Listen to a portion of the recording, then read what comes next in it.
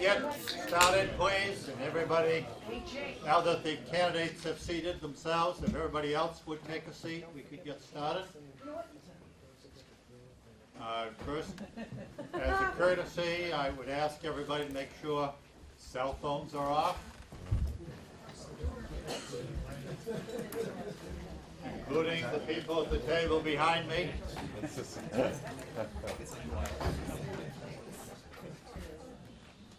All right. I want to welcome you tonight.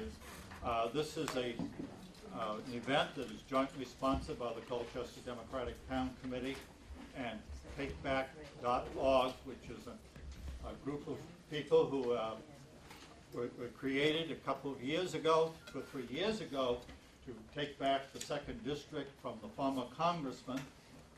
And we were successful in that 3 years ago.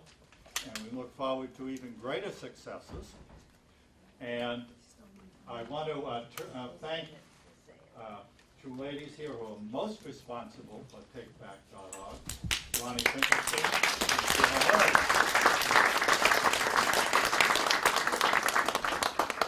I also want to thank all of you folks for coming here this evening. This is another program that TakeBack.org presents on cable access television, and I asked them to take it away. Thank you. Okay. We'd like to welcome all of you to the, can you hear me okay? This is working, okay. We'd like to welcome all of you to the Democratic Gubernatorial Forum, where we expect to learn something about the potential candidates for governor in the 2010 election. John stole some of my thunder by explaining our name, TakeBack.org, but I will say we did take back our district. We took back the White House.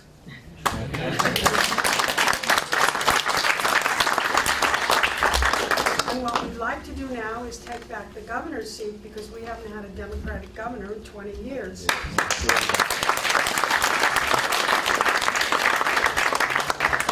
Oh, you're right. Hold your applause, because time is very important here. At any rate, we'd like you to stay after the forum to meet and greet and have some of the refreshments. And now Sheila. Thank you. Thanks, Ronnie.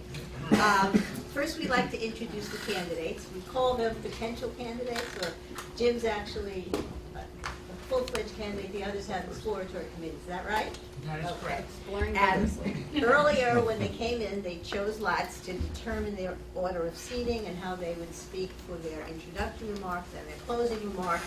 And so from your left to right, we are going to introduce first Mayor Dan Malloy. Dan is currently the mayor of Stanford. He's serving his 4th term. He was first elected in 1995. After law school, he served as an assistant district attorney in Brooklyn, New York from 1980 to 1984. Following that, he joined a Stanford law firm and worked there from 84 until 1995. Okay. Next, we have Susan Weisowitz, who is currently the Secretary of the State, an office she has held since 1998. Prior to that, she represented the 100th Assembly District, and after law school, she worked as an attorney in law firms located in New York City and then in Hartford.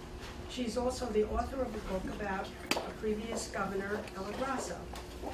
Our first woman governor, we have to ask, right? Right. Next, we have Jim Amann. Jim was the Speaker of the House during the 2003-2004 legislative season. He was first elected to office in 1990. He chaired the Insurance and Real Estate Commission from 1993 to 2000. He was one of the authors of Megan's Law, which was passed in 1995, among other legislation. He was first elected to office as a state representative from the 118th District in 1990.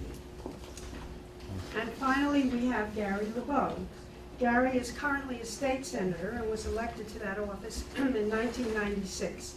He is deputy president pro tem and represents the 3rd Senate District in East Hartford, East Windsor, Ellington, and South Windsor.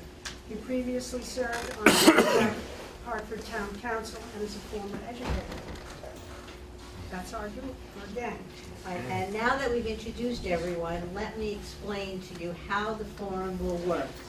To begin with, each of the candidates will have 2 minutes for an introductory statement. Following that, Ronnie and I will alternate in asking questions. They will each have up to 1.5 minutes to respond. We will then allow 30 seconds for follow-up remarks to that question. We will also ask questions prepared by you. At the end of the questioning, each candidate will be given 2 minutes.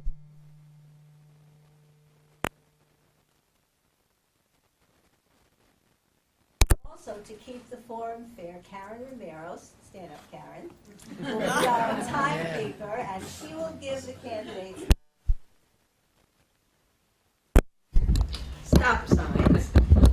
And these are going to be warnings that we expect you all to observe to the letter. Otherwise, you'll get the hook. Goldie is available to take questions. If she's got index cards, you can write your questions as you're listening and hand them to her. And if time permitting, we can use some of your questions. Please save your applause until each candidate gives their final concluding statement at the end, so we can get as many questions in and as much discussion as possible.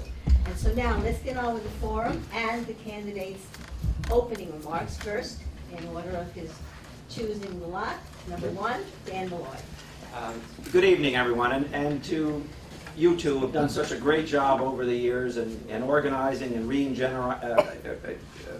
generating such great excitement about the election process. I want to thank you for taking this on along with the local DTC. You know, we're here tonight, and it was just announced a few hours ago that another 1,000 people in the state of Connecticut will lose their job.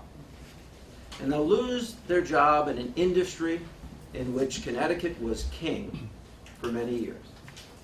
They'll lose their job in maintaining, rebuilding engines and parts. And that in isolation would be okay, I suppose, if you're not one of the people losing your job. But this is the big statistic, and the one which really means we're going to elect a Democratic governor in the next election. Since 1990, Connecticut ranks dead last for job growth of all 50 states. In fact, there is no job growth in Connecticut since 1990. In fact, we only have 97.2% of the jobs we had in 1990. Put it another way, there's only 2 states that have fewer jobs today, or at least as the labor statistics a few months ago, than had in 1990. So we're in a class almost by ourselves. Or put it another way, in an economy that created tens of millions of jobs, 48 states shared those jobs, and we didn't do anything. We've got to change. We need new leadership. We can't afford to have the highest electric rates. We can't afford to lose our industries. We can't afford to be more dependent on property taxes than any other state. I am so happy to be here with these other 3 individuals, because one of us is going to be governor, and one of us will be responsible for changing this state. And that's why we're here as Democrats in this library, and that's why I'm speaking to you tonight.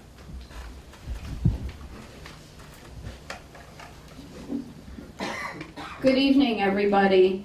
You know, from 1950 to 1990, Connecticut led the nation in job creation, and in 1990 we began a slow decline, and we are last in the country. And what we need is new leadership, because in addition to losing 80,000 jobs since this deep recession started, we are also losing our young people at a very alarming rate.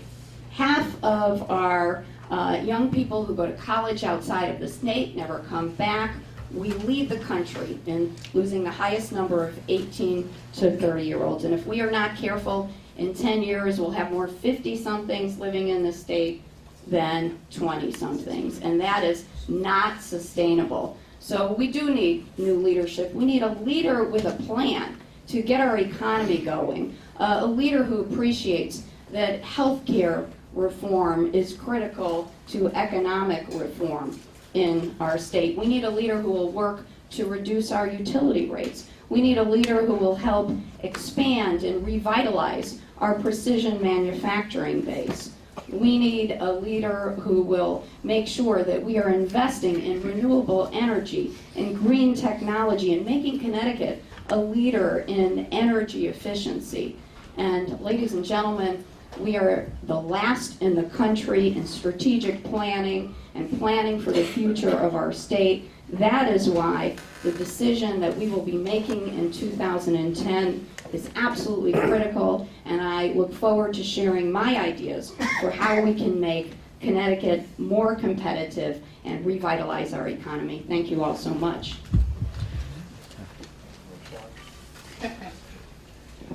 Good evening, everybody. I want to thank Sheila Ronnie for this wonderful opportunity with my friends here at the table, and certainly the Colchester Democratic Town Committee. My name is Jim Amann. I am the only official candidate in the race right now. I do expect that these other individuals will be jumping in soon, but right now I'm the only official candidate that has a name in for running for governor. I also believe in my heart that I am definitely the most experienced out of the four to take the job. I have effective leadership in Hartford. I have a legacy of, my legacy that I left behind was 4 balanced budgets, 4 surpluses, a $1.4 billion rainy day fund. I'm very proud to say we added 19 Democrats while I was Speaker of the House. I also have 27 years of experience. I did 8 years local as a Board of Alderman, did 18 years, a little over 18 years up in Hartford. And I think we need someone that understands the state capitol, knows where all the nooks and crannies are, knows how the place operates. And all due respect to my colleagues here, Dan is a great mayor, Susan's a great Secretary of State, and Gary, probably being a senator, has almost as much experience except for in the leadership capacity, being as a majority leader and speaker. Quite frankly, I do have a plan. Hopefully we're not going to just talk about generalities tonight. We want to talk about the meat. How are we going to be different than Governor Rell? How are we going to change things, and how are we going to move forward as a state? I have that plan. I know that together we can share those thoughts and those questions tonight. I also want to make sure that if you support me, I will guarantee this, we will have a much better state for our children and for ourselves. And certainly I thank you for the opportunity and looking forward to having a very lively debate with my colleagues up here. So thank you.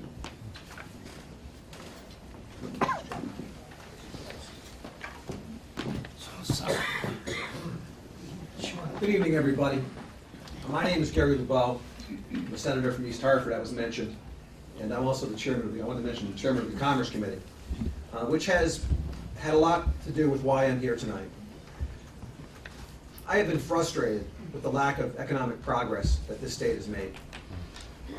You know, you may have read about this so-called strategic plan that was promulgated by the governor. You know, you can lead a horse to water, but you can't make it drink. And that is what's happening right now with the governor. She is not following any kind of plan. We had all kinds of opportunities this year where she could have made progress in helping to create jobs. She didn't do it. People are out of work today who do not need to be. I find that offensive. It is needless. Because if we would have had a plan, you know, we've been losing jobs for 20 years, as a couple of my colleagues have said. And I've been trying for 5 or 6 years to try to get a strategic plan in place in the state of Connecticut. It's fought first by Governor Rell, by Rowland, then Rell. Now we finally have one, and it's worthless because there are no benchmarks, there are no timelines, and there's a lot of good ideas, but it's a smorgasbord, and there's no priorities in the plan. I'm not a Johnny-come-lately to job creation. I'm here tonight because of my frustration with where the state of Connecticut is going. My vision for the state of Connecticut is to turn this around, to create high-tech, high-value-added jobs in fuel cells, in stem cells, in films, in precision manufacturing, in medical technologies. We have to do this. We have no other choice. That is the place that we have to go as a state. And I guess we'll talk more about it. Thank you very much. Thank you, everyone. Now let's get on with the questions. We're going to start first with Dan, and Ronnie will ask the first question. We'll each get an opportunity to answer the questions with 1.5 minutes, and then a possible 30-second follow-up if you choose. Okay, our first question, how would you create more jobs in the state of Connecticut? Well, first of all, what I didn't say in my introduction is I've been mayor of the city of Stamford for 14 years. One of the very few places or parts of the state that's actually created jobs. When I became mayor, our population was about 12 to 14,000 fewer people. We hadn't created much new housing in years, and we hadn't created jobs. We also had crime that was 64% higher than it is today. We began a comprehensive approach to reinvent ourselves as a city government, to streamline government, to make it live within itself, to lower crime, and therefore encourage more folks to bring their jobs to the city of Stamford. We also began a one-stop approach to economic development. You know, I happen to believe that the mayor's first job and the governor's first job is to grow the economy. Otherwise, we're in a constant battle to raise taxes because there is no growth. And so I'm very proud to be the mayor of a city that 14 years after I was first elected has a long list of accomplishments, including approving and building 7,500 units of housing so that more people working in our corporations could actually live in our community. Lowering crime by 64%, making Stamford one of the 10 safest cities in America 8 years in a row. That actually allowed us to attract jobs. We have a new employer in Stamford this year alone that brought 2,600 new jobs to the state of Connecticut. That's an extraordinary number in a state in which we have fewer jobs than we had in 1990. There are many things we can do, but big picture, we need to get off our reliance on property taxes, and we need to lower the cost of electricity in this state dramatically.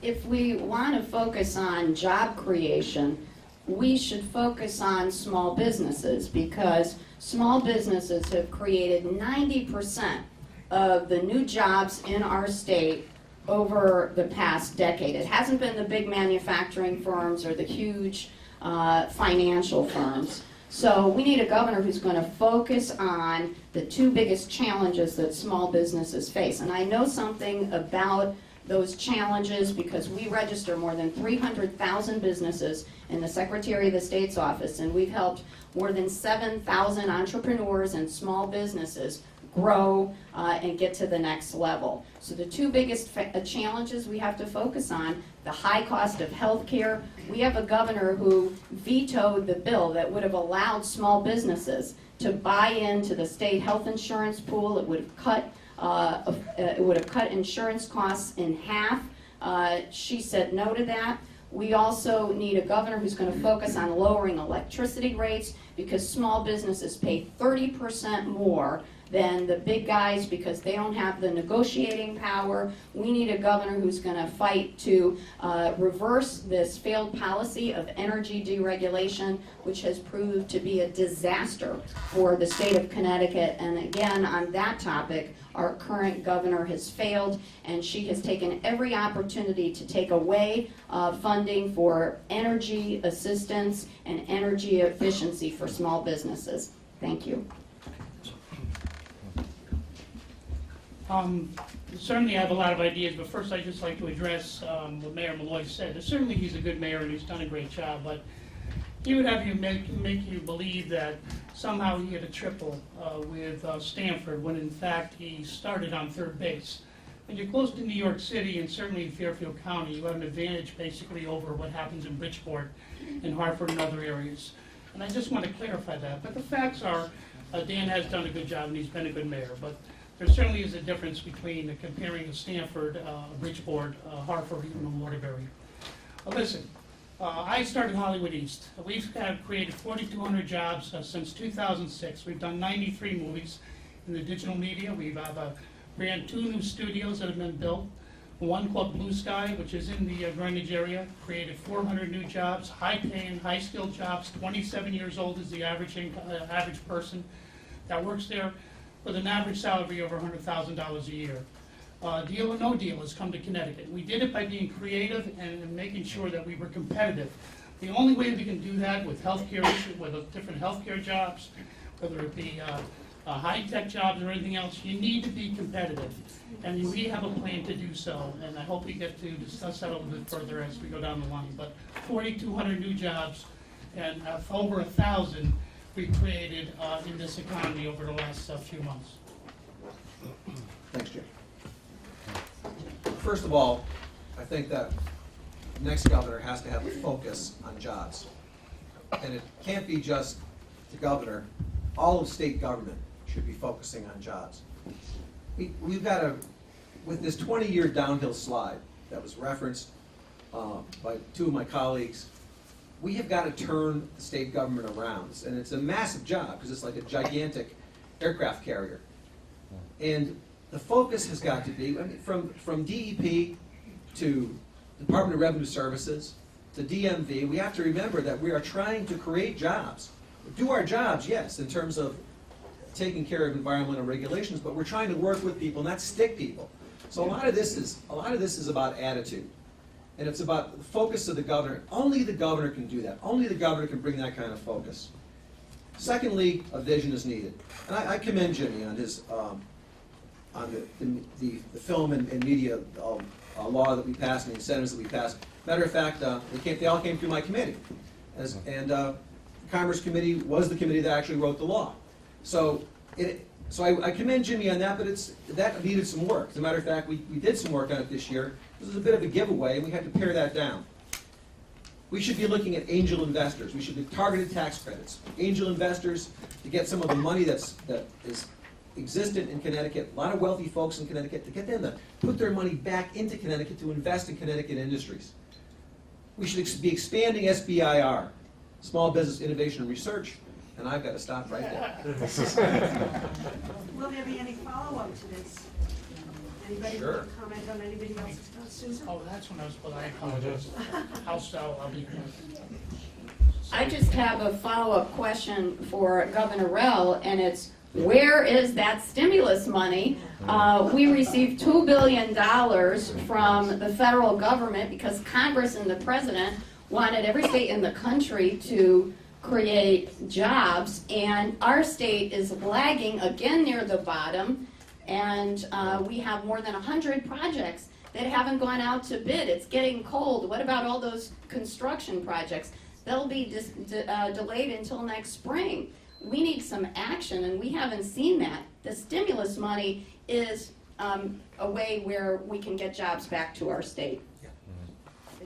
Anyone else? Go to and then I'll come back to this. Okay, go ahead. You're darn right. The only true stimulus plan that we have in America is a job and job creation, and that debate just didn't happen this year, unfortunately. We need to stimulate a debate, and the only way that we're going to turn this economy around is through job creation, being inventive, being creative. We have opportunities here. We have some of the best workers in the world, and we can do it in healthcare. We can do it in 5 million in green jobs and all the other things there that are available to us to turn this economy around. Again, it's very tough to say it in 15 seconds, but hopefully we'll get a chance to talk a little bit more about the plan and going forward on jobs. Adding a little more to Jimmy's comments, we need to commercialize the knowledge that's being created at the University of Connecticut, in Farmington, at Yale, and at UConn Red stores. There's knowledge being created. We have the ability to commercialize that. And we have to get on the front edge. You know, today I was at the Pratt and Whitney announcement. 1,000 jobs lost, 1,000 families lose their income. And that's because we're constantly trying to put our finger in the dike instead of trying to build a new dike, trying to build a new structure of an economy. And that's what we have to be doing, a new structure for our economy. Okay. Mayor Thank you. Malloy? What we need in Connecticut is a new model, a model that where we have a governor who focuses all of our attention on job creation and job growth. It has not happened in this state in a very long time. We do not use our private and public colleges to generate jobs. Most other states do. The Carolinas, South and North Carolina, Massachusetts, and Virginia. We need to look at issues of transportation. I can tell you a state that just-in-time delivery and manufacturing doesn't work. It's called Connecticut because we have a highway system that doesn't serve our needs, and we've made no new investment in mass transit. There are so many issues that need to be addressed by our state government. You wonder why it hasn't. Okay, the next round will start with Susan, and the question is, as governor, what would you have done during our state budget crisis, and how will you handle the budget if you were to be elected? You know, in every crisis, there's an opportunity, and our governor and our legislature unfortunately didn't take the opportunity. First, I would have taken the opportunity to look at mandate relief. That would have been one good thing to do. Also, I would have done a top-to-bottom review of every agency in the state of Connecticut, gone line by line, and looked at every program to see what worked and get rid of some of the things that are not working. The legislature and the governor didn't take the opportunity to do that in a comprehensive way. We could have started results-based accountability, which says that we have to measure every program to see if there are statistics and facts to show that they work. Mayor Bloomberg in New York City does this very successfully. Another missed opportunity. And underlying this all, there was an opportunity to create a strategic long-term plan for our state, because you can't have an effective budget without a long-term plan to measure the future progress for our state. So those are just a few of the things that I would have done as governor, and I also would have met regularly with legislative leaders on both sides of the aisle to discuss how we could all get on the same page, because we're all in this together. Well, first thing, can you imagine if we had a Democratic governor with that supermajority in both the House and the Senate? You give me those Democrats that I worked with over the last 18 years, and we could have moved this state forward better than anywhere else in the nation. There's no doubt about it. The problem that we've had in the state of Connecticut is not the legislature. It is who we've had for governor for the last 23 years. We need a more efficient, effective way of dealing with things. Talking about prevention versus reaction. That's the governor we have now. She's a reactionary. She doesn't think things out. She doesn't have a long-term plan. We had a great opportunity, if we had a Democratic governor, to restructure government with the leadership in both the House and Senate, a plan that would have looked like a long-term plan that would have taken care of people in need, taken care of the children and education, and certainly taken care of creating new jobs and opportunity. You give me the opportunity to be your governor, and you give me those great legislators that I've served with, and I will guarantee you'll see a huge difference in the state of Connecticut and where we're going in the future. I think the question was, what would I have done if I were governor? Well, I wasn't governor, but I was in the Senate. And what I did do last November, when I saw that what was taking place in the economy, was to give my leader a call, the Senate President, Don Williams. And I asked Don to approach the governor to say, look, we are about to have the worst fiscal crisis in the state of Connecticut in its history.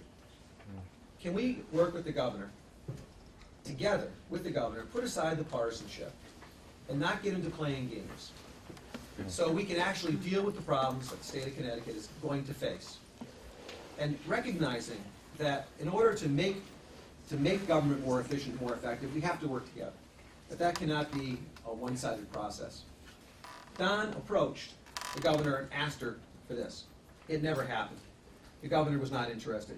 Her response was, well, we're well on our way to writing our budget, and we don't want to go backwards on that, so we're going to go right ahead the way we're going.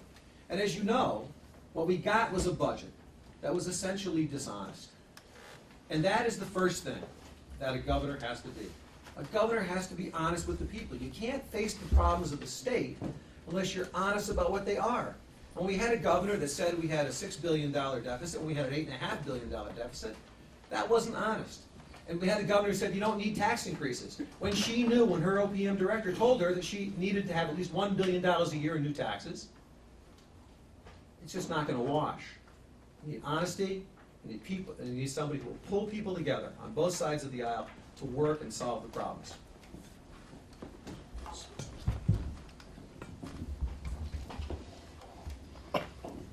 The difference between the governor and myself is over the last 14 years, I've never presented a budget that had a structural deficit in it. And the reality is that this governor, throughout the time that she's been governor, has year after year presented budgets that had structural deficits, and we had one this year. And the senator is absolutely right. On February 5th, the governor presented a budget that was at least $2.5 billion out of balance.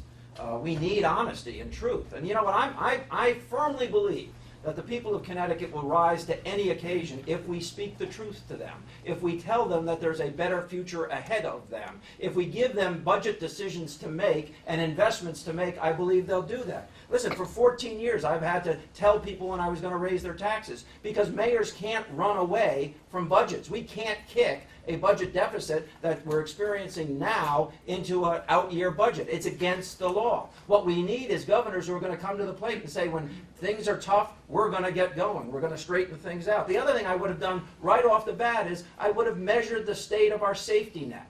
The idea that this governor has chosen to balance the budget in part on the backs of people lying in nursing homes or requiring medical care or receiving assistance from the not-for-profit partners that we have, that she would seek to take from them to avoid raising taxes on the richest among us, speaks much about her.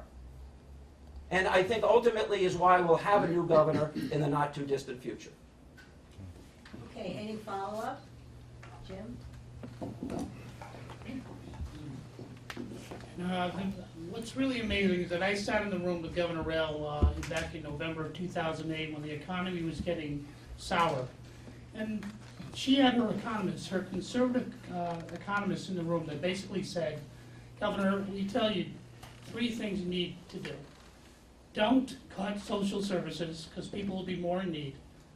Build on your infrastructure, wait before President Obama talked about that, because you'll create jobs and opportunity, and invest in education. Her own conservative folks. If I was governor, I would have at least listened to the economists that told me what to do, and I would have followed that, versus they told her and she didn't listen to any of it.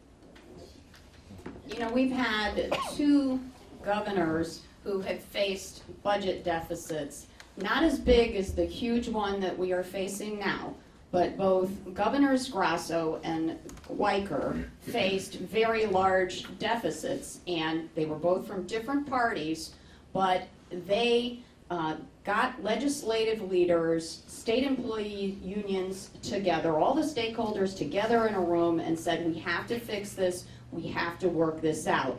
There was no engagement with the governor and the legislature until after the session ended. Yeah? Oh, sure, sorry.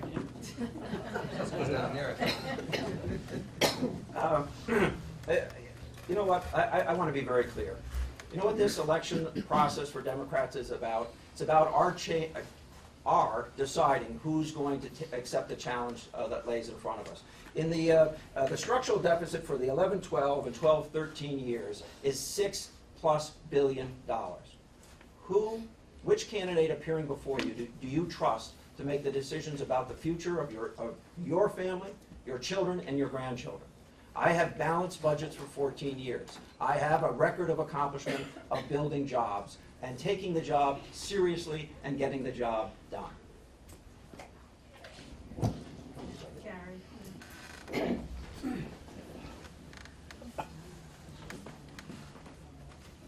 gonna pull this? My hand is free. I think Susan's got a foot on it. No, I Susan? don't. No, I don't. Be nice, Joe. Teasing you. You know, I think it was Susan made a comment about certain things she would have done, and I commend many of those ideas. Results-based accountability, something we're working on in the Appropriations Committee. But one of the other things we did, we set up a committee this year to look at efficiency and accountability in government, and it's chaired by Gail Schlossberg. I called up Gail today and I said, Gail, you know, I was on that committee. We haven't met in 2 months, and we had some ideas about saving hundreds of millions of dollars. We couldn't do it. We couldn't get the governor's people to come and testify in front of our committee. Horrible situation. Okay. Okay, we're ready for the next question? We'll start this one with Jim. How will you assist municipalities and small businesses in getting health care for their employees? Well, we are hoping that the bill that we have been working on for 2 or 3 years that finally passed, not while I was here, she vetoed it the year I was here, the pooling bill, that I think would have given people an option. I liked the idea that it was a choice, it was not mandatory. It'd get people to analyze it, see if it worked for them, and see if they would save money. So the pooling bill is an extremely good bill and a good start.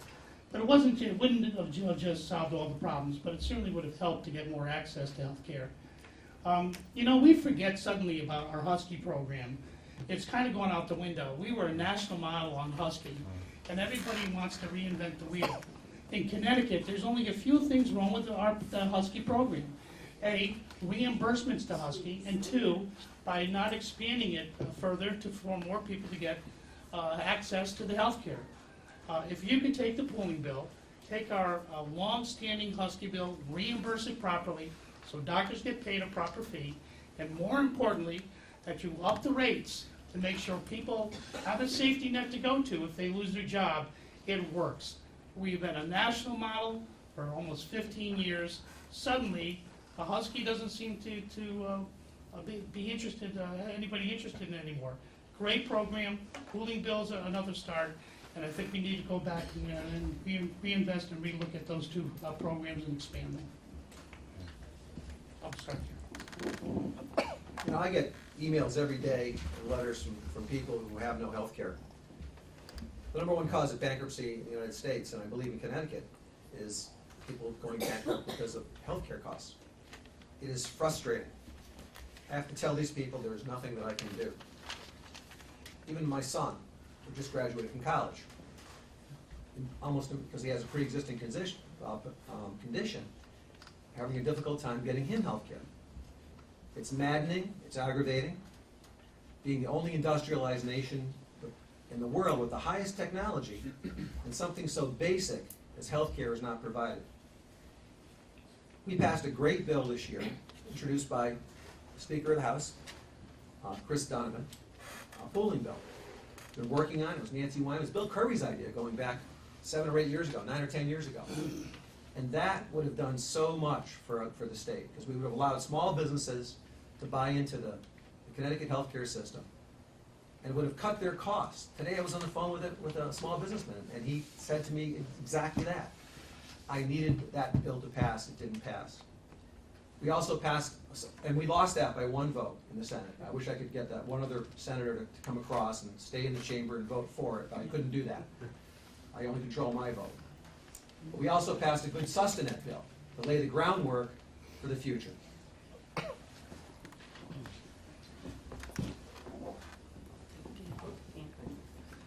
If I was governor of the state of Connecticut, I'd be actively engaged in the national debate about health care reform. In fact, I would seek to lead it in my own state. When I ran for governor 4 years ago, I had a plan. It was Every Child Matters. And what I spoke about then was making Husky available to every family earning up to 385% of the poverty rate. And if that had passed, tens of thousands of Connecticut residents would currently be insured. Now, some people criticized that plan 4 years ago. I think politically criticized it, because they said it would have relied on the permission of the Bush administration to have it happen. Well, you know what? 12 other states got that permission. And here we are, 4 years later, with tens of thousands of people who no longer, or who don't have health care because we as a state didn't do the right thing when other states were doing the right thing. Sustenance is a start. By the way, I hope that we settle this thing down in Washington in the next 30 days. I truly hope that it's a national answer. But sustenance is a big part of it. The pooling bill, I want to speak to the pooling bill very quickly. I have experience in the pooling bill. In the city of Stamford, we championed getting other communities, now a total of 13 communities, and we pool the bidding of our dental, our eye care, and our life insurance. And you know what? When we put those 13 communities together, we got a lot better prices. Pooling would work in this state. Let me assure you, if I am your governor, we will have pooling. We will build that pool, we'll keep prices down, and we'll get this state going again. every 30 seconds in America, a small business fails because of the high cost of health care. And in our office, I have watched last year more than 14,000 businesses close their doors, in part because of the high cost of health care in this state. That is why I traveled all around the state for 2 years discussing the pooling bill with small businesses. When they heard that it would cut in half the cost of health insurance, they wanted to sign up yesterday. And all it would have taken is the governor to just simply sign that bill, and for the second year in a row, she caved to special interests, the insurance industry, that thought maybe their profits might go down a little bit because the negotiating power of the state would be bigger. We know pooling works. Over half the states in the country already do it. As governor, I would also take the opportunity to make sure that we lead healthcare reform efforts. I hope Dan's right. I hope Washington can do it right away, but the sustenance bill puts us in a place where we can, as a state, make use of the federal government's healthcare reform. And as we need a leader in our state who's going to look for ways to help municipalities lower their health care costs, is going to look for ways to help small businesses afford health care, because we have 400,000 people in our state who have no health insurance. Half work for small businesses. Do we have any follow-up? Oh, I have to follow up, I'm sorry. Yeah, we did pass a bill in 2008, actually 2007, called Healthy Kids. Pretty much make sure that the kids, there was about 67,000 children that we knew weren't insured. Healthy Kids pretty much went out there and got almost 60% of those children insured. We also have a bill that makes sure once they're born in the hospital and are eligible for Husky, they're signed up immediately, which I think was a great program. The other thing was we found out that 2/3 of the 67,000 children were Latinos. So we made sure that we printed it in a language that many of them understood, which was Spanish, and that was a huge difference in getting more and more kids under that umbrella.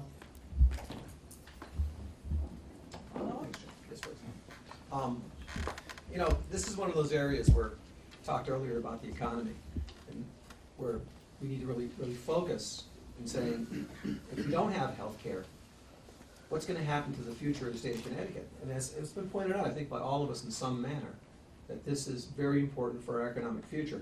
Let me just point out another thing.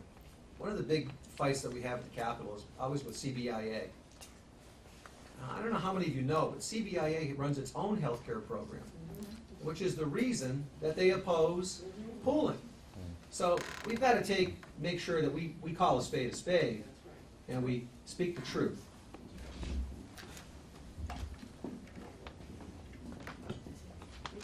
Over the summer, I put out a press release where I asked the governor who advises her on health care, because it's clearly not working people in the state of Connecticut. She's listening to somebody else, and I don't know who it is. I want to make 2 points.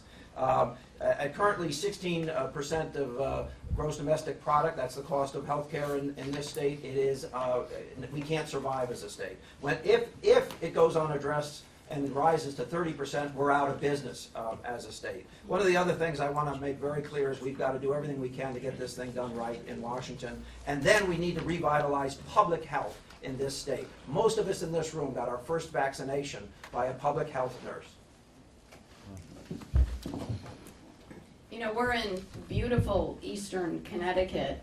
One of the problems of living in this beautiful part of the state is that it is often difficult to have access to good quality health care, and I think we need a leader in our state who's going to make it a priority to make sure that there are enough primary care doctors and healthcare facilities for everyone in the 2nd Congressional District, because it can be very difficult to have access to good care in eastern Connecticut. Okay. The next question goes first to Gary. Gary, what is your position on the state's reliance on the property tax, and what specifically would you implement in the area of property tax reform? Well, I think everybody will agree on this, and we've been agreeing to a large degree on many of our questions, but I think everybody will agree that the property tax system in the state of Connecticut is broken, that we bear too much of a burden, that the elderly, particularly people on fixed incomes, this really kills folks, because they don't, because their property tax is going up while their income is staying relatively flat. The state has to do more, but you know it's going to be difficult. I mean, this is where we have to be frank and honest too. The state would love to do more, but when we're running an $8.5 billion deficit, it's going to be very difficult for us to do so. I think we have to do a couple of things that can help. I think we have to provide some income streams for communities. The Finance Committee has got to look at providing a variety of different kinds of income streams, perhaps from hotel and motel taxes, perhaps a percentage, and I would endorse this, up to 0.5% of the income tax, of the sales tax, excuse me, up to 0.5% of the sales tax going to the local communities so they can keep the property tax down. There has to be help. Another way we can do some help, and I think it's really important in a town like Colchester, is to take the special ed costs off the burden of the local communities. You have a couple of special ed kids move in who need massive help, who need to go off to a special school or whatever. It can cost you $400,000 for 2 kids, and it's wiped out your budget. It's going to kill you. So there are ways we can work with this, and but we have to look at this realistically. Thank you.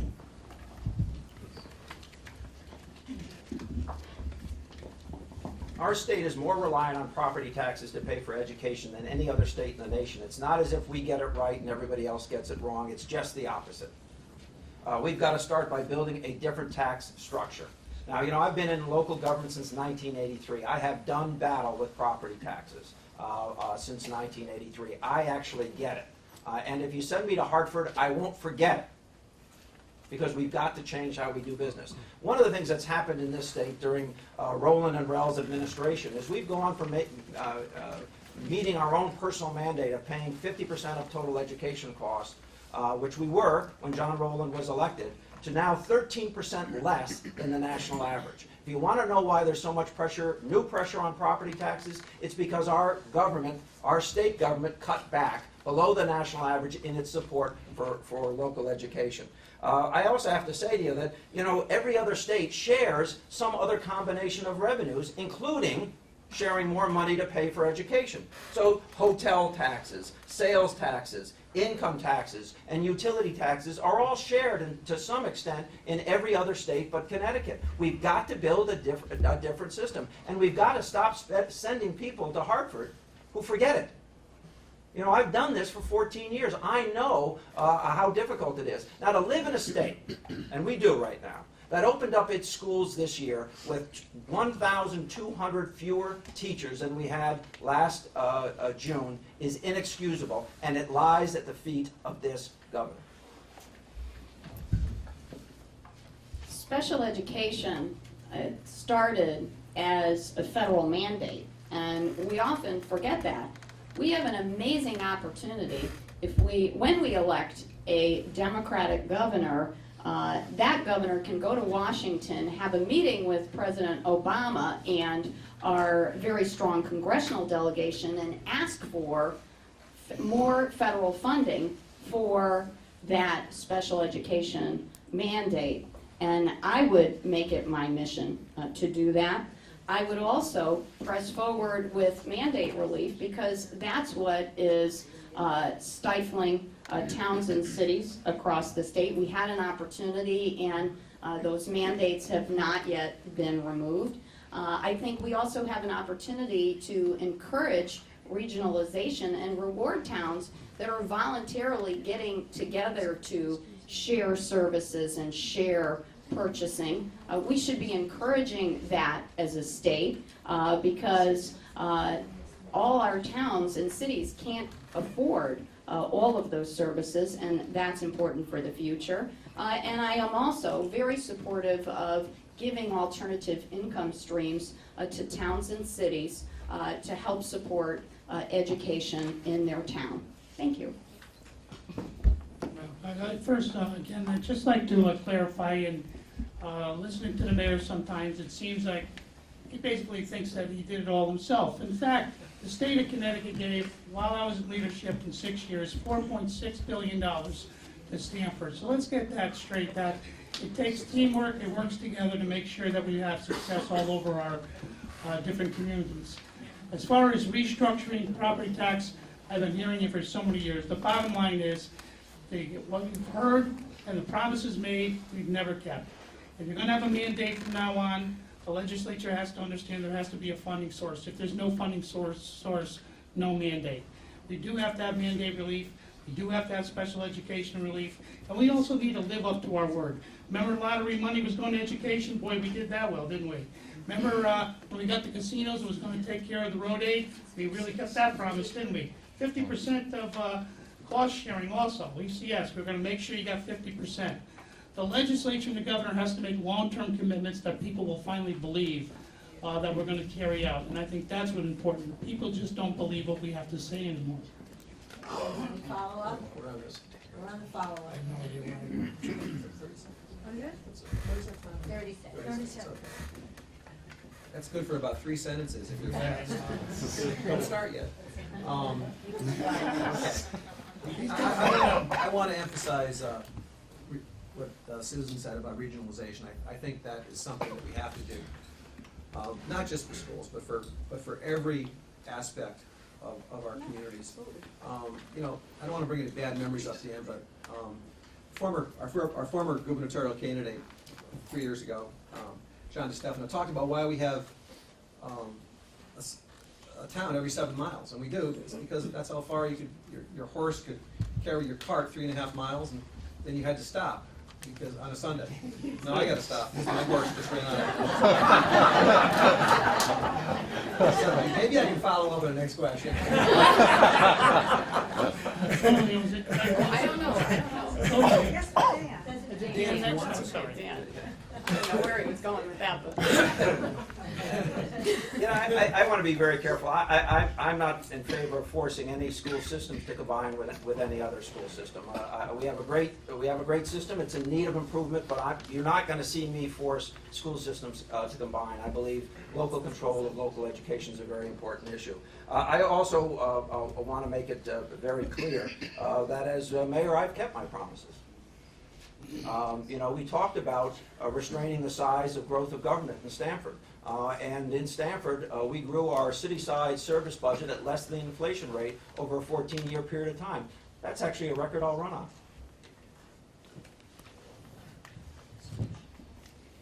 You know, there were some excellent smart growth proposals put forward by a bipartisan group of legislators to look at how we can have a saner tax policy, how we can encourage economic development on a regional basis, and how we can encourage development near existing transportation and make use of our brownfields. And that is something that's very important to Connecticut's future. Gotta stop, sorry. That's frustrating. Absolutely. I think both Gary and Susan had mentioned regionalism. And do it with incentives. Of course, Yeah. we're all different communities, and we like to be who we are. We want our individuality. But what's going to motivate people more is if we give them incentive to do so. So if you regionalize with an incentive, and you have the opt-out or opt-in, that's the only way you're going to keep people to cooperate. With all the other things that were set up here, you have to restructure it, and no more talk about it.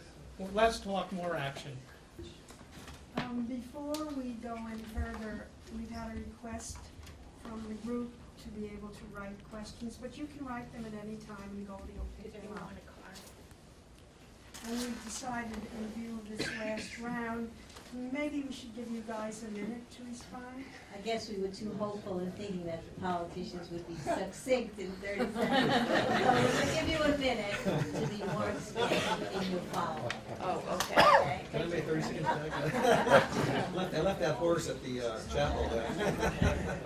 And now we'll go. Tax cap in the state of Connecticut. I believe that communities should decide what their tax rates are. That shouldn't be decided by state government. I want to be very clear. In fact, I want to distance myself out from the study that was referenced just a few minutes ago. If your community wants to cap it, that's your choice. Don't let state government tell you how you're going to spend your money. When it comes to mass transit, we have been woefully inadequate in this state. And this governor has run away from the transportation issue just like her predecessor did. And there is no better sign of that in transportation in general than the governor's failure to honor her own word in a letter to Congressman Joe Courtney about Route 11. Here's the letter. She said it was vital. She said she would get it done. She has failed to do that. In fact, she has reneged on her promise to the people of this district. Just as she, at the very last minute, having stopped Shoreline East from extending to New London for several years, she says, well, now she's in favor of it. The reality is, this governor does not understand transportation. If she did, 95 would work better. If she did, we'd be putting light rail systems in. If she did, we'd have better bus service. If she did, we'd be looking at trolley systems in our major cities. If she did, we would be doing things entirely differently than we're currently doing them. Now, you know, in my own city of Stamford, we established bus service in and out of the rail station because we knew the state was not going to build a good delivery system, so we built it. We need a governor who's going to act like that. I would absolutely commend Congressman Courtney for doing his part on Route 11, and the mayor's right. The governor needs to do her part. We have seen a lack of vision in mass transit for more than a decade. We need a governor who's got a mass transportation plan for the state. And we need a governor who will make sure that we have reliable and affordable mass transit so people don't have to use their cars to get to work. We need a governor who's going to focus on building deep water ports in New London and in Bridgeport, just like we have in New Haven. That is a jobs creator. It also gets truck traffic off of 95 and 84 and the other major highways in our state. We just need a governor who understands that key to our state's economic future is a transportation system that works. We need a governor who's going to focus on expanding rail transportation from New Haven all the way to Rhode Island and all the way from New Haven to Springfield.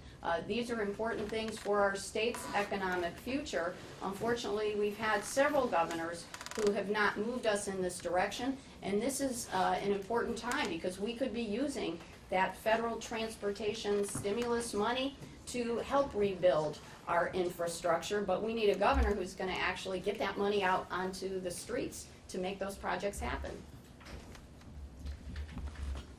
I must first tell you that your legislators worked very hard with me to make sure that Route 11 was addressed. They were there in my office, we met periodically, and we had a commitment there to get it done. A commitment from the governor that we see what the results have been so far.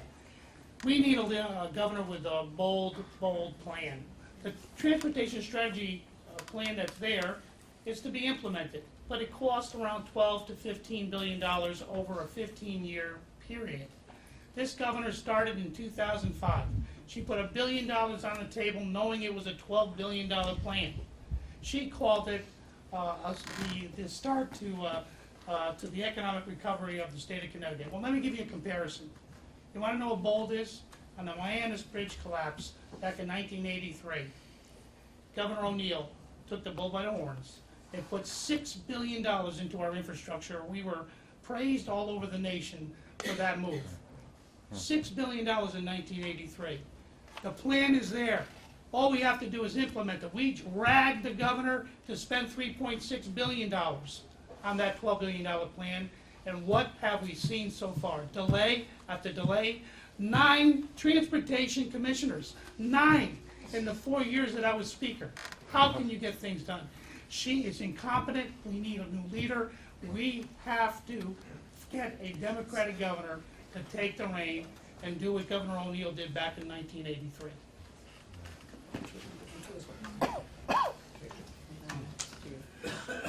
More public transportation. First of all, we have to look at, I believe we have about 15 or 16 transit districts in the state. absolutely crazy that we have that many transit districts in the state. It's just nuts. Different bus districts, New Britain, Hartford, and every time you go another 15 miles, there's another transit district. And how do we have the interconnectedness that we need if we don't have them brought together? The state has to move in that direction. The question was also about, especially in rural areas, I think that light rail is the answer around transportation nodes. I'm from East Hartford, as you know. We've got there could be a light rail system going all the way out to Rhode Island, or coming all the way in from the eastern part of the state, coming in. And then you could have buses bringing folks to those nodes where we could have a good, solid transportation. So we need a network, we need a web. I have to say one thing. There has been some, and I serve in the Transportation Committee, and I'm also the chairman of Transportation Bonding. There has been a significant investment. It's interesting, Dan says we haven't done anything. We've bought over $400 million worth of new rail cars for Metro North. So we have been doing that. We are in the process of improving that line. But the hard part of this, to really do like the Hartford to Springfield line, to do a lot of the things we want to do, we're going to need some more dollars. We have to look at holes in the state of Connecticut. Let's get real about where this funding stream is going to come from. Before we go on with the rebuttals, the follow-ups, first of all, I know you'll be glad to hear that we've decided to expand it to a minute. Second of all, we have another little question to throw in with the follow-ups. How would you fund the New Haven, Hartford, Springfield high-speed rail? And so we'll throw that in with the follow-ups. Do I get to go twice? Yes. First twice? Gee, that's great. Hey, listen, it's not a question of how we fund it. We need to fund it. We know that we subsidize highways, we subsidize cars, we subsidize buses, but we don't want to subsidize to the same extent rail. We're going to have to subsidize it to some extent, and we're going to have to collect fares from people. And we're actually going to have to go after the dollars that are currently available to do that. The reality is the Amtrak has a great interest in the reintroduction of a second track on that line, as well as seeing additional services provided. One of the great problems about Connecticut and this governor and her predecessor is we have failed to do environmental impact statements on our rail bed. We will not get some rapid rail monies that the federal government's going to give out in the next 60 to 90 days because we didn't do an environmental impact statement on most of the rail system in the state of Connecticut. When that happens, and you heard it here first, the governor will be held up to ridicule because she stopped that from happening. What we need is a proactive governor who understands this state has to be linked using mass transit. You know, we are in dire need of a governor who's going to work with our surrounding states so that we can link rail service from New York to Massachusetts. We should be working with governors and leaders in states around us. We should be taking this incredible opportunity to work with our Democratic president and the very strong leaders in our Connecticut congressional delegation. Unfortunately, we have a governor who doesn't regularly go visit the White House or go to other National Governors Association meetings or work with our congressional delegation. You see that lack of engagement and lack of hands-on management in some of the fiascos that we've seen around transportation issues, like the huge cost overruns at the New Haven rail stations, in terms of the shoddy work that was done on I-84. We need a governor who is engaged and willing to work with our federal and state leaders and the other governors. Now, first thing, when I'm governor, I would veto any tolls, and we've been through that, been there, done that. But there has to be a funding source. That certainly was the question. Tolls are not the answer. What you need is exactly what we passed. It was called a gross receipts tax. You put a tax on anything with petroleum on it. When the economy started to do well, really at Wall Street, what happened was the only thing that was generating money, that was predicted to do $100 million in new taxes. It generated over $460 million to pay for our transportation system. We don't need any new revenue. What happened was, when prices started going up in the gasoline, the chickens of our minority party and also Governor Rell wanted to eliminate the gas tax. Remember that one? They wanted to eliminate it. It would have cost this state, the deficit that we're in already, would have cost us another $125 million in deficit if we listened to them. The gross receipts tax is enough tax to take care of it, and we need to look the taxpayers in the eye and tell them it. If you want a good transportation system, you have to pay for it. I'm glad we finally had some differences up here. Look at that, I think it's really important that we get Route 11 built. Y'all gotta get everybody to come down to Harry's and get a hamburger, you know what I mean? Yeah. So that's a promise that I'm gonna make. I don't make promises, but that's one. We're gonna invest in Route 11 to get that built, and I'll buy you a hamburger, you know, in terms of, we need to get more federal dollars. We get one of the least amounts of federal dollars from of any state in the nation. Keep it at that. Talking about tolls, we have these trucks and cars running through our state, churning up our roads, destroying them. We're getting nothing back, and they don't get off and buy a sandwich or buy their gas. The grocery receipts tax, Jim, we're going to pay it. All those cars running right through, they're going to keep running right through, and they're not going to pay, and they're still going to tear up our roads. We need to look at tolls with kind of the fast access that we have down in New Jersey and New York. We got to get some of these dollars back that we're losing, and we could give a rebate. We could give a rebate to Connecticut residents, because if this is all computerized, we would know how much each resident spent. We get some dollars back, so that it wouldn't fall on the Connecticut residents, or at least not as heavily on them. Next question goes to Susan. Susan, our population in Connecticut is aging. What do you think is needed, and what would you specifically do to help support seniors? Well, I was standing about 3 feet away from the governor when she presented her budget, and she made sure that the Conpace program was cut for seniors. That is a very successful program that allows seniors to get their prescription drugs at an affordable rate. So I would make sure that I would support that program. I would encourage property tax relief for seniors, and I would make sure that seniors have access to services like Dial-A-Ride.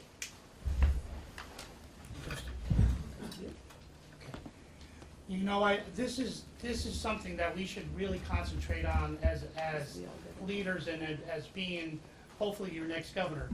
We have an opportunity to be a mecca for senior citizens, and we want to do that. But the only way we can do that is to allow them to have services that they need, creating new jobs and new opportunities. The baby boomers, and I'm one of them. I know there's a few in the other room. I'm not going to point you out. I know there's a few. But the bottom line is, as we age, we need more services. We don't want to lose we lose the seniors' tax dollars every year because they go to Florida or other areas. We need to keep them here.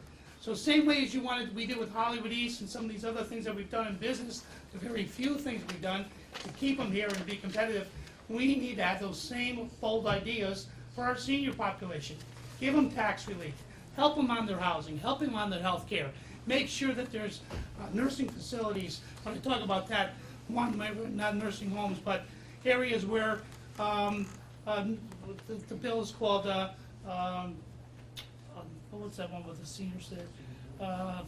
Being able to take your money home with you as home care. No, on home care. I apologize. We did a bill a couple years ago, basically said, instead of going to a nursing home, take the money that you have, give it to the family. Let them take care of their loved ones in their own home. It saves us all a lot of taxpayers' dollars. It makes us the patient more healthy and happy, and also it's a less burden on the family. Allow money follows the person. I apologize. I knew it would come to me. That's my senior moment. Money follows the person is what the bill's called. It would save us hundreds of millions of dollars. Let's be a mecca for seniors instead of losing those dollars year by year. Gary. My mom is in a nursing home right now, up in Leeds, Massachusetts. My mom is in a nursing home right now. She's up in Leeds, Massachusetts. My mother-in-law, my father before her was in a nursing home. My mother-in-law and father-in-law were both in nursing homes. We have to ensure that we have adequate funding for those nursing homes. It is absolutely, just absolutely important for their quality of life, and to ensure that people have dignity and a sense of self-worth in their final years. We also have to do CONPACE, and we have to make sure we adequately fund CONPACE. We've done it, the legislature should really applaud on this thing for the last 20 years. We've really we've taken CONPACE, we've expanded it. Jimmy's absolutely right, money follows the person. That's something we have to do. We have 1,000 people in that right now. We have to expand that to tens of thousands of people. That actually saves money, and it can still keep people healthier. But it's also related, we also have to look at this as part of the health insurance problem. We have to do more to keep people healthy, to keep people active, to keep people vigorous. And that's part of in terms of the rates people pay, they should be lower if people are healthy, are getting, don't smoke, stay within weight limits, get active, get out and do exercise. Those are the kinds of things that can keep people active, lower our costs, and keep people healthier at the same time.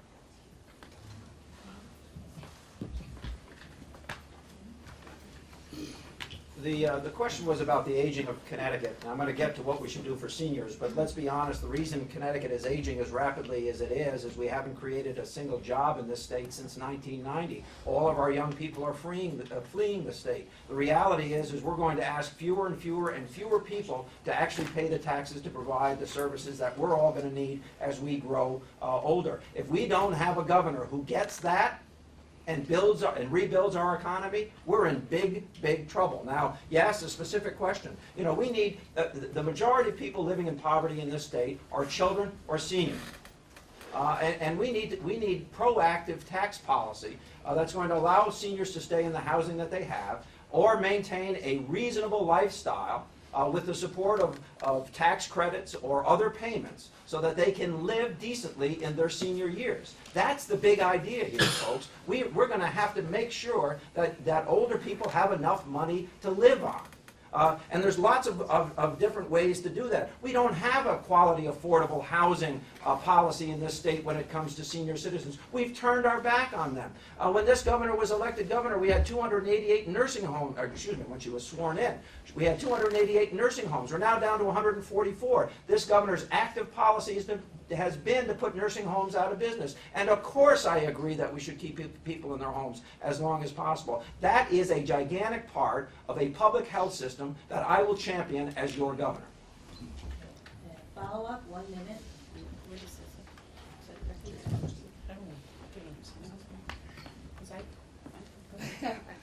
Okay, we go back to money follows the person, and Dan's not going to tell you the biggest divide between rich and poor is Stamford, Connecticut, but I know he wouldn't want to mention that. That's a fact. Let's talk about what we can do for our senior population. Money follows the person is a money saver. It shows this year that fiscal analysis said that if we implemented in the budget, it would have saved over $600 million for the state of Connecticut. And that was a fact. The governor just turned it down flat. She didn't want to do it. She didn't want to help on nursing homes. She didn't want to have money follows a person, even though in this economic time would have saved $630-some-odd million to the taxpayers. We passed the bill. Dan, we don't need your leadership as governor in order to come and pass it. We've already passed the bill. It is a state law. And we have money follows a person that has had this first 100 residents. It saved tons of money. What we need to do is have a governor that understands it and expands the program. It is an existing law in the state of Connecticut. We really have to focus on the demographic makeup of our state. I said earlier that, if we don't reverse our population trends, we're going to have more 50-somethings and 60-somethings than we have 20-somethings. We have to look at ways to keep our young people here, because we can't have a sustainable economy with so many older people. That's critical. And we also have to make sure that we have programs in place to protect and nurture our aging population, because we are all getting there quicker than we think. That's for sure. Where are we? Yeah, okay. Let me follow up on Dan's remarks about the aging of the state. Dan is entirely correct. And what we're looking at is demographic change.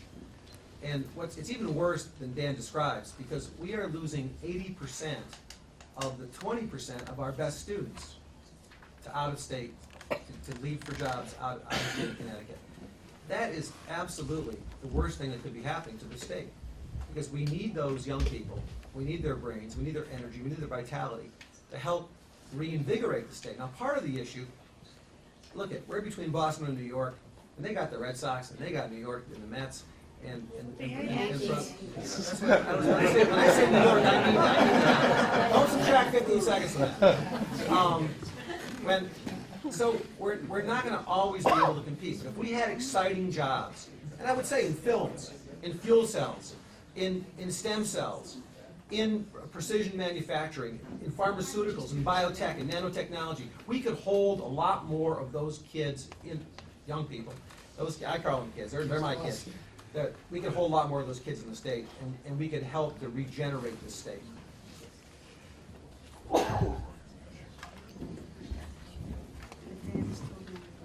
After healthcare expenses, the largest expense that forces seniors out of our state is property taxes.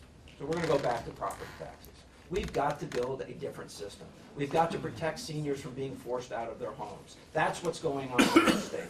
We support education 13% less than the national average. We've turned our back on property tax reform. We send people to Hartford who don't get the job done when it comes to property tax reform. We're going to have to change that. We're also going to have more proactive laws in our state that make it easier for communities to grant property tax relief to their seniors. Many of our communities want to do that. They are currently restrained under state law in what they can do. We're going to have to change that. And then finally, I want to say, let's talk to seniors about what they think they need. Let's not be so paternalistic as to assume that we know everything that somebody needs. We need to sit down around a table. We need to understand what's forcing seniors out of our communities. And we need to design programs that make it easier for them to live quality lives. After all, they paid our bill for a long time. Okay, the next question, wow. The next question, I will start with Jim. And as governor, how would you meet our commitments to education, specifically addressing the issues of cost sharing and paying for quality education? There's no doubt if we're to compete with China and Brazil, India, the only way we can do that is to make sure top priority, even the conservative economists that talked to Governor Rell said you must invest in education. If we are to be leaders, if we're going to keep any of our high-tech jobs here, the only way to do it is through proper education and making sure that we live up to our commitment to our educators. If we tell you 50%, then we have to find and meet that goal of 50%. As your governor, I commit to you that one of the biggest priorities I'll have on my agenda is to make sure we have the best educated workforce, the best education system, higher ed system, also vote tech system. Not everybody's going to be an attorney, not everybody's going to be a lawyer. We need to invest all the way around in education. It is the only way, the only superpower left in the world. If we want to maintain that, it's only through education. It is the most important thing facing our nation probably in the next decade. Thank you. Well, we need to. There's no magic formula in terms of how we fund education. We need to have a vital tax base, so we've got monies coming into the state, so we can fund the needs of the state. And the number one priority, in addition to the seniors, frankly, is the kids and education. That is an investment that we have to make. We've made it to some degree in the community colleges, in our university system, and in the University of Connecticut. But we have to do more, particularly on the local level. You know, one of the things I want to talk about is how to improve schools. We have a tremendous divide, and this is a major economic problem for the state. We have a tremendous divide between those kids who are doing really well and those kids who are not. We have a demographic divide, but we can work on this. early childhood education is the answer to many of our problems. We need literacy programs. You have to get kids on a grade 4 level by grade 4. We have to have increased and improved professional development opportunities for our teachers. You know that I got a certificate. I'm a teacher, and I got a certificate for elementary ed. All I had to take was one reading course. That's crazy. We need stronger requirements for teachers in reading, because that is the basis of everything. We need standards-based education, not to beat up on people, but because we are competitive with the world. We need small group support, and that costs money. So we have to ensure that the dollars are there so we can bring in paraprofessionals to help teachers work with their kids in small groups. Would you reread the question, please? Before I start my answer. As governor, how would you meet our commitments to education, specifically addressing the issues of cost sharing and paying for quality education? You know, I think in Connecticut we have had a series of governors who don't set our priorities, and quite frankly, I think education has to be our priority. It is our #1 job development issue confronting the state. We don't do a good job in higher education. We don't do a good job in secondary education, and we're going to have to refocus. The reality is that I've already told you we support education at state government at 13% less than the national average. That was not always the case. That grew up over the last 15 years. That's got to change. We're more reliant on property taxes than any other state in the nation to pay for education. Ultimately, that has to change. We're going to have to change how we do business if we want to compete in the future. And I've done it. Listen, I'm from a school system that educates more English language learners than any other system in the state. I've had that kind of experience of turning around, working to turn around an educational system. I've worked with some people in this room about on the issue of educational reform. Priorities have to be set, and a governor has got to be the champion of education in this state. And when it goes to special education, absolutely, we should recognize that children with special needs are all of our children. They are all of us. We're in this together. To penalize one series of communities or one tiny community because they have a child with profound health care or educational needs is unfair. The state has to step up to the block. Finally, let's stop having governors who punt today's problems into next year's or the years after budget. Education funding has got to be the top priority for our next governor. You know, we've been talking about the brain drain, how very well educated and highly trained young people are leaving Connecticut. The other side of that is that in big cities where only half of the young people graduate from high school, we have young people who are untrained, who haven't gotten a high school diploma, who don't have the skills for high-skilled jobs in our state, and that's where we have to be focusing our efforts as well, because we will have young people who will be unable to support our aging population. So all of our young people are critical, and that's why we need a governor who will focus on early childhood education programs, and a governor who will focus on making sure that those people who have been through our corrections system have been rehabilitated, are literate, and have skills out in the world. We have to modernize our curriculum in our community colleges and also in our technical high schools so that young people can have jobs in our new green economy. There is so much work to do in this area. And also, one more way we can fund education if we close corporate tax loopholes. We have Fortune 500 companies in the state that pay not one dime in corporate income tax, yet they are making use of our education system. Are we following up now, or? Yes. Yeah, follow up. That doesn't have to go anymore. I think we've all said enough on education. I think that we certainly are 100% in agreement that the only way that our nation can move forward, the only way we can compete, the only way we can create jobs is to make sure that We have, again, an education system second to none. But more importantly, back to kind of the other question of how do we keep our young people here? We talked about it briefly, but you know, what happens is, I have a nephew now, he's almost 30.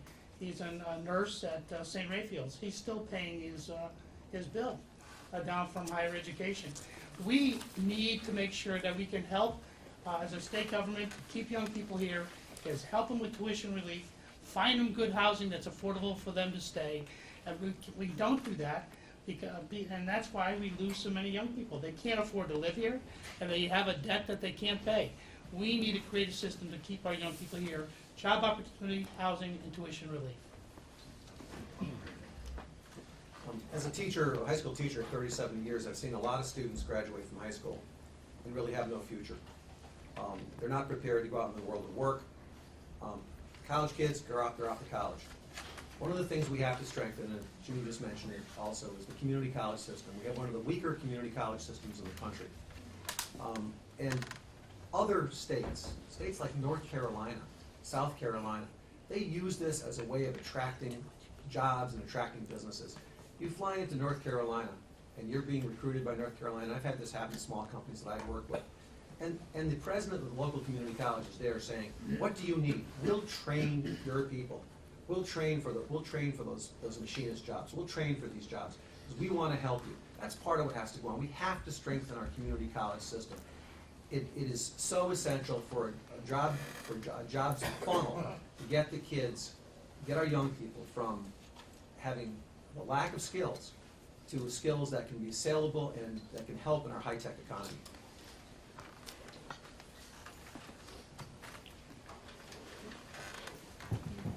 Historically, Connecticut's advantage in the Industrial Revolution was we had the best education system in the country.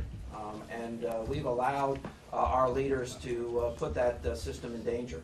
13% less than the national average funding. We've made teachers the enemy, quite frankly. We've opened schools this year with 1,200 fewer teachers than we had last year.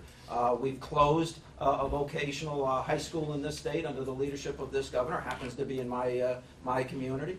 The reality is we do not have a government system that honors education. If we had, we'd have a first-class engineering university or college program. If we did, we would celebrate our teachers.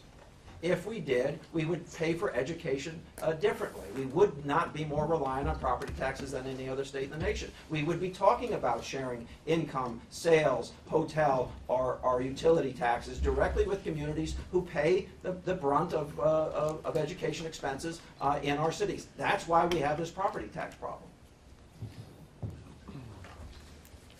We continue in the state to have a huge achievement gap between the kids that come from better economic backgrounds and the kids who come from very poor backgrounds. And other states like Massachusetts have made much greater strides toward reducing the achievement gap between rich and poor students. And so our next governor, if we are to address the continuing vitality of our state, will have to bring that achievement gap down. And one way we can really focus on that is if we focus on early childhood education. And while our governor initially did a little bit in that area, she has not continued that commitment, and that's why we need new leadership in our state to focus on early childhood education. Okay, the next few questions will have no follow-up, so we can get moving and get ready for your closings. So just a minute and a half response, no follow-ups. This question is, how can you create jobs in Connecticut when companies such as Pratt & Whitney move their operations overseas to places like China? First one, I think so. Yes, Gary. Thank you. This is a very difficult question, but I alluded to it earlier.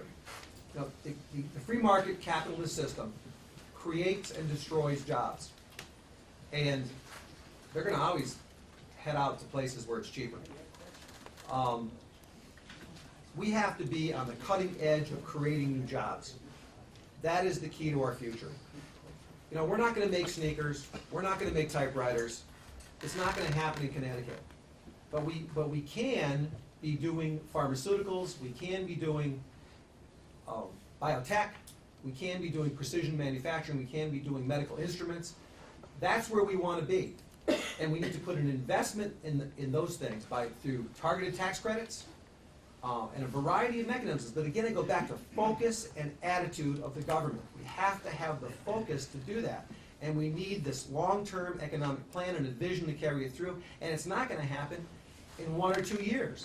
It's not going to happen in the governor's first term. It's going to take 4, 8, 10 years. It took us 20 years to come to this place where we're losing our middle-class jobs, and it's going to take us 20 years to get back out of it. But we can start. And it's important that Democrats understand this. I didn't become a Democrat to help the rich. I became a Democrat to help people. But as has been said earlier, the best social program is a job. And we've got to provide jobs and economic vitality. We don't have the tax dollars to provide for all these programs that we've been talking about tonight. Thank you.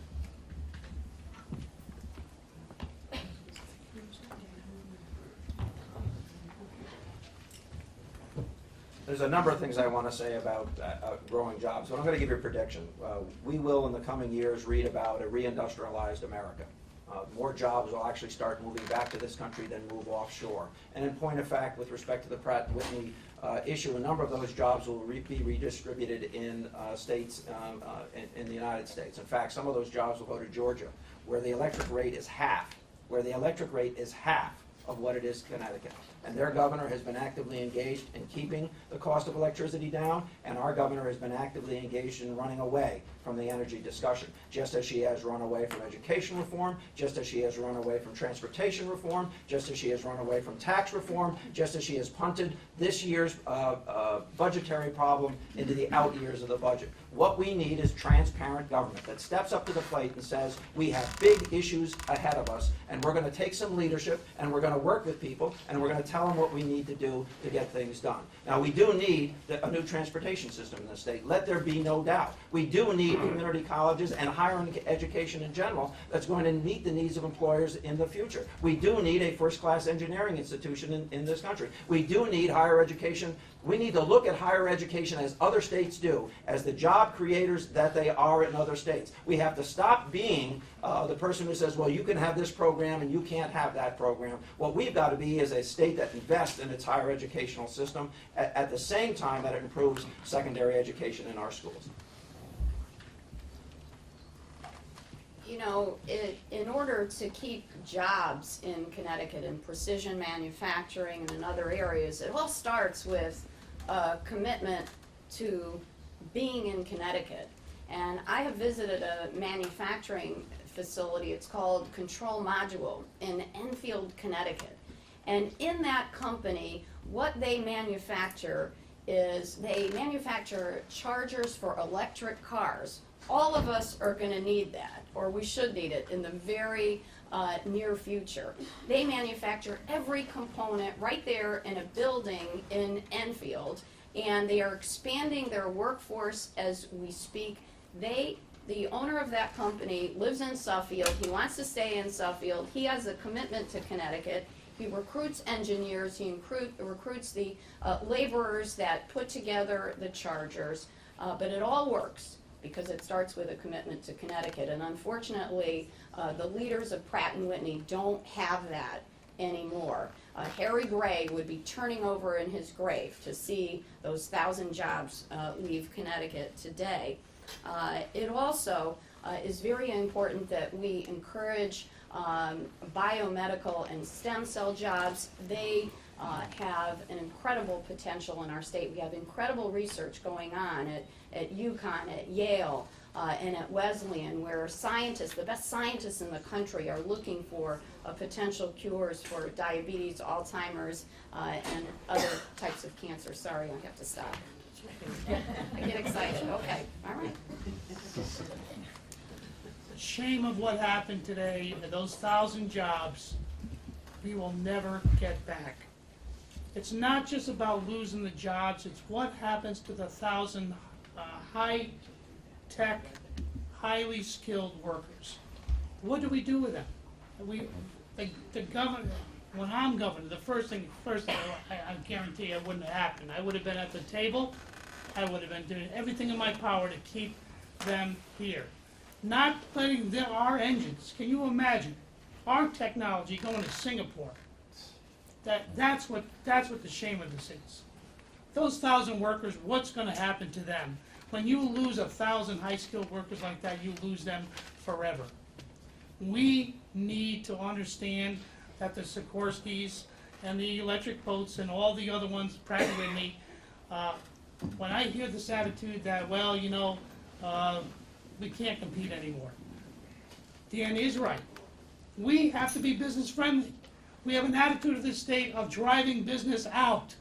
In places like Delaware, the smallest state in our nation, basically is a corporate capital of the world. Why? Because they embrace businesses. They court them. We have a governor that missed 5 out of the last gubernatorial conventions and conferences. National Governors Association. She's not engaged. We need to talk about our state and tell them who we are. We have the best, still have the best high-skilled workers in the world, and we need to maintain them here, and we need a governor with the leadership to do that, and I hope to be that governor. The next question, which, Oh, no follow, that's right. I think- No follow-up. I think I started off. right, you did, No follow-up. no follow-up. That's what you said. And this next question will have no follow-up. How can we make Connecticut more green? How would you encourage business to utilize the new technologies? And we'll start with Dan. Sure. I stopped taking money out of the accounts that you and I pay into for energy technology innovations. This governor has done that routinely, as her predecessor did it. What I would do is we need to cut our usage of energy by about 15%. It would have a dramatic impact on the cost of electricity in the state of Connecticut. Since 1998, the city of Stamford has cut its usage of energy in its public buildings by 19%. It's the kind of leadership that we need to display in this state. We need to be proactive in going after green job technologies, fuel cell technology. Let me tell you something about stimulus. This governor took $80 million of stimulus dollars coming to the state of Connecticut and is spending them in Indianapolis buying buses, instead of buying fuel cells made here in Connecticut. You know, the top 3 fuel cell manufacturers in the country all started their operations here in Stamford, in Connecticut. 2 of them are still here.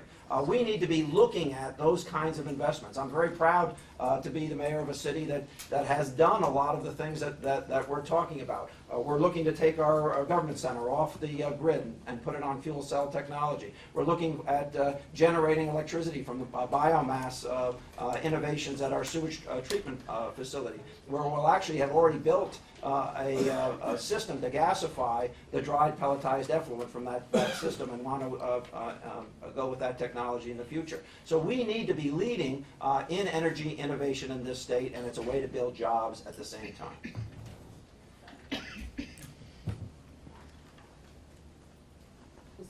Yeah. I just want to make sure. Connecticut should be a leader in energy efficiency and in the production of renewable energy. States out in the Pacific Northwest have done so much to encourage solar, wind, and hydropower, and we have done very little compared to other states in terms of encouraging solar, hydro, wind, and fuel cells. We also need to be thinking about preserving farmland in our state, because if we think about a green state, we should be thinking about farmland preservation. I grew up on a farm, and in Massachusetts, they are doing a much better job at saving farmland. Here we are losing 10,000 acres of farmland every year because we haven't had the leadership to protect and preserve it. As a matter of fact, when the governor announced and the federal government announced that they needed a new training facility built for our National Guard, Governor Rell and the Army National Guard wanted to build it on beautiful, pristine farmland and open space in Middletown, which the Attorney General Rosa DeLauro and I actively opposed. and encouraged her to look for a brownfield, and ultimately that Army base got located in an industrial park in Middletown. That's the kind of leadership that we need in our state. Excuse me. I was very, very proud to be involved with the first totally green building in Milford. I was able to help fund that. It was an exciting project, but also shows the potential of green jobs in the state of Connecticut. All of us agree. I'll guarantee you one thing. The 4 people that you see in front of you will do a much better job than the current governor. We have a group called 5 Million Green that talk about nationally how we can create 5 million new jobs. You know, solar and wind and these other things are going to be able to create us getting off and away from oil and our dependency on those sort of things, but it's not going to happen overnight. We need to have a linkage between where we are now and being totally green. We can't have a governor, for example, we had a gentleman that came in from Greece who did research all over the world to find out who could manufacture his electric car.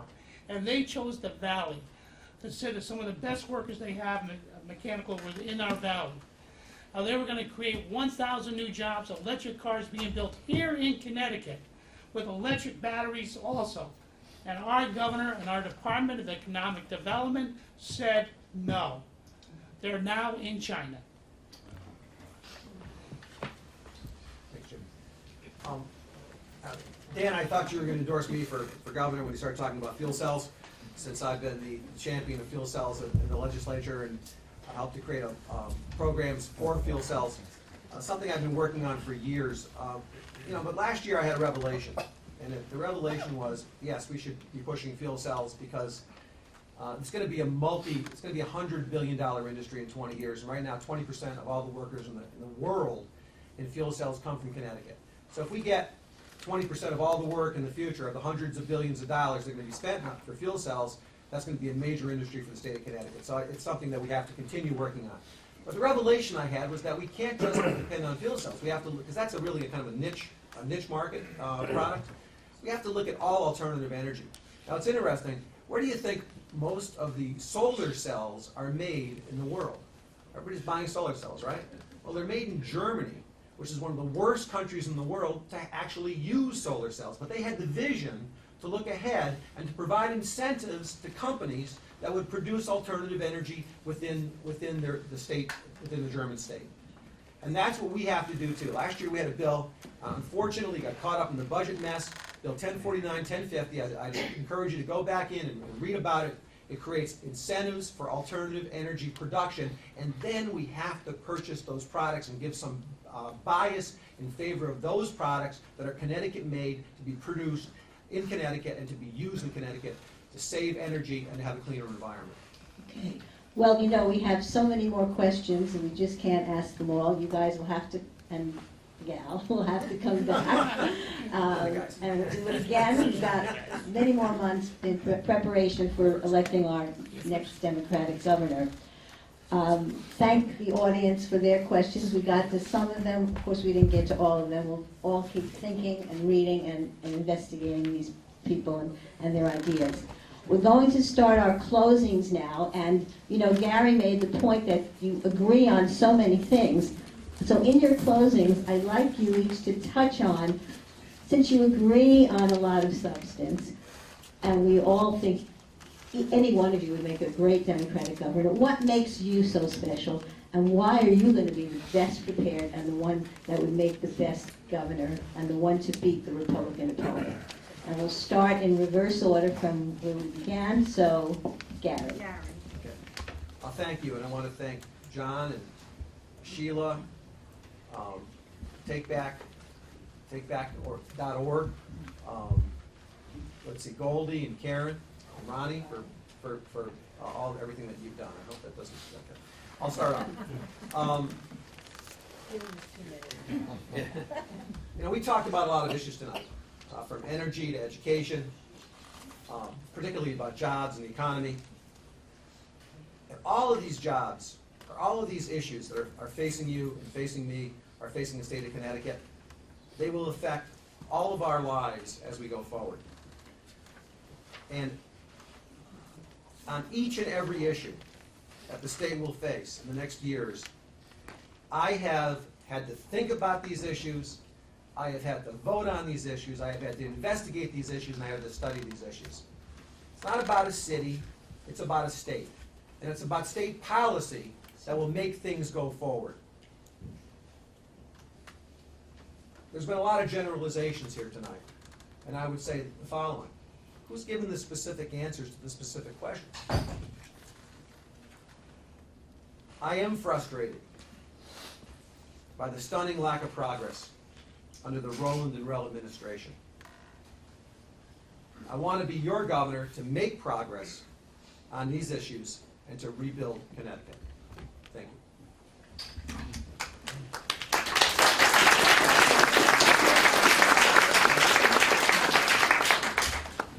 I see a lot of tired eyes out there, and so we really appreciate you staying here. Also, I want to thank Ronnie and Goldie and Sheila for allowing us to have this I think a fun evening of discussing the issues before us. You know, I got my state seal on here, Connecticut, and it says, you know, he who was transplanted will sustain. I love that. I'm proud to wear that. And I want that state seal to really be truthful. I want to be able to look people in the eye and tell them, if you come to Connecticut, if you decide to move here, you can sustain. You can have a family here that will enjoy a great quality of life. Right now, under this governor, I can't look people in the eye and say that. But as your governor, I want to make sure that we will have an education system second to none. We will have a healthcare system second to none. And a state that continues to grow and sustain, one that people want to move into instead of move out. We talked about our highly educated, highly advanced workers. That's the proud of our state. That's what made us a great state. A state that builds helicopters and nuclear submarines. And as we talk about, the only fuel cell that's on the space shuttle is a Connecticut-made fuel cell. That's the pride we have as being Yankees and being from Connecticut. We want people to come to Connecticut to grow, to stay here, and have their families prosper. That's what I'll do as your governor. Right now, we have a governor that watches and waits for things to happen. We need a leader that has bold action, that has a plan for the state. And I tell you, I have that plan, a plan to move forward, and a plan that will make our state a better place. I promise you this, if you make me your governor, I will make you proud again to live in the state of Connecticut, and make you know that truthfully in your heart that we have the best quality of life second to none in our nation. Thank you.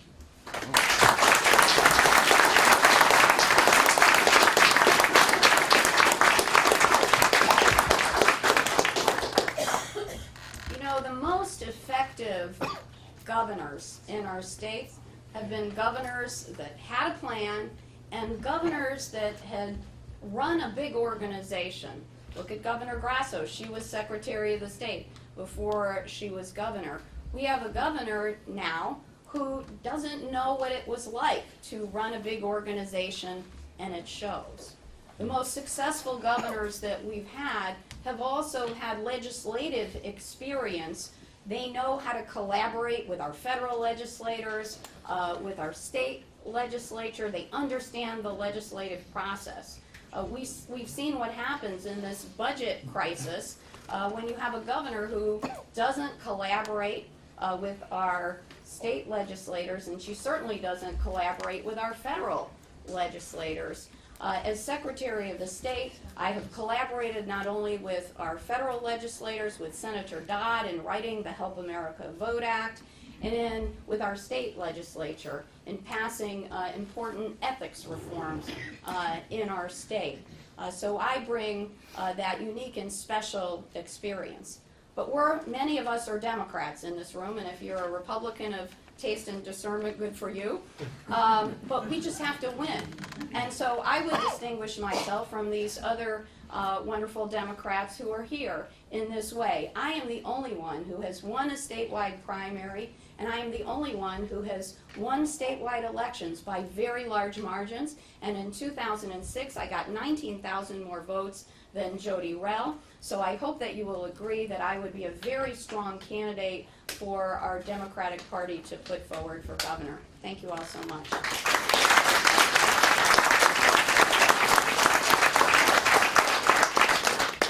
Samuel Clemens said of our state that we are a land of steady habits. Reality is for the last 20 years we've been a land of steadily bad habits. We have not changed direction when direction change was mandated.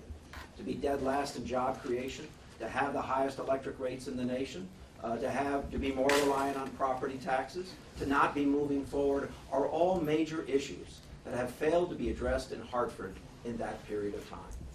It's actually time to go in a different direction. It's actually time to select a leader from the four of us who you actually believe can handle the challenges that lie before the state of Connecticut. If we don't stop aging at the rate we're aging, there'll be no one left to pay the bills. If we don't wrestle the issue of energy costs, there'll be no manufacturing left in our state. If we don't build a first-class transportation system, no one will come here and no one will get across here. The reality is people have had an opportunity in Hartford, and they failed it. We have an opportunity now to go in a completely different direction. You know, for 14 years I've led a local government, and say what you will. You know, the reality is during the time that I've been mayor, we grew our city by almost 14,000 people. We grew jobs. We built housing, including affordable housing, and require that 10% of all new multifamily housing be set aside as affordable. We added to our park system. And we did all of that and much more, including, by the way, increasing just in the last 60 days our recycling by over 47% by going to a single stream recycling system, or making our buildings greener and saving electricity. We did all of that. Say what you will. The challenges before our state are executive challenges. And I stand before you as someone who has run something, day in and day out, been praised and criticized, and stood up to make the right decisions on behalf of the people I serve. I look forward to working with everyone in this room, including my wonderful colleagues.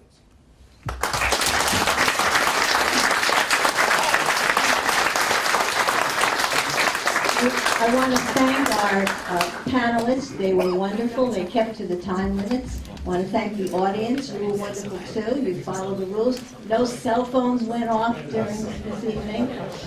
We want to all now go out and take back the governor's mansion in 2010. And please stay for refreshments. And thank you and good night.